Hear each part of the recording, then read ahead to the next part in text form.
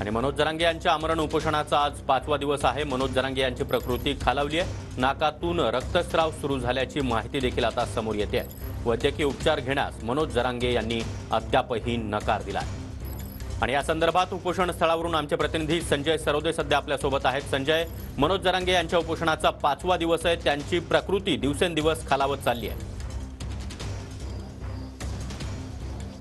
नक्कीच सागर, आपण या ठिकाणी बघू शकता की जरांगे पाटील यांनी मराठा समाजाला आरक्षण मिळावे याकरता जे उपोषण सुरू केले त्याचा 5वा दिवस आहे आणि 5व्या दिवशी जरांगे पाटील यांची तब्येत खालावलेली आपल्याला या ठिकाणी दिसते। आणि या उपोषणादरम्यान त्यांनी अन्न पाणी आणि औषधही न घेतल्यामुळे आणि जे मेडिकल ट्रीटमेंट असते डॉक्टरांचं पथक येतं त्यालाही त्यांनी नकार दिला होता। त्याच्यामुळे त्यांच्या तब्येतीवर विपरीत परिणाम होत आहेत। त्यांना कुठेतरी औषध मेडिसिन आणि पाणी प्यायची गरज आहे। परंतु त्यांनी जोपर्यंत मराठा समाजाला सरसकट आरक्षण मिळत नाही, ज्या नोंदी सापडल्या आहेत त्या नोंदीच्या आधारे ज्या अध्यादेश काढला आहे त्याची अंमलबजावणी होत नाही तोपर्यंत मी उपोषण मागे घेणार नाही अशी ठाम भूमिका जरांगे पाटलांनी घेतली आहे।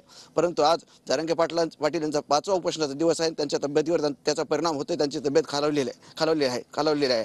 आणि दुसरं म्हणजे आज 14 तारीख आहे आणि महाराष्ट्रभर मराठा समाजाच्या वतीने बंदची हाक देण्यात आलेली आहे। परंतु जरांगे पाटील यांच्या बंद दरम्यान कोणीही उद्रेक करणार नाही, शांततेत आंदोलन करावं असंही आवाहन केलेलं आहे। परंतु जरांगे पाटलांना कुठेतरी आता मेडिकलची गरज असल्याचं आपल्याला या ठिकाणी दिसतंय सागर।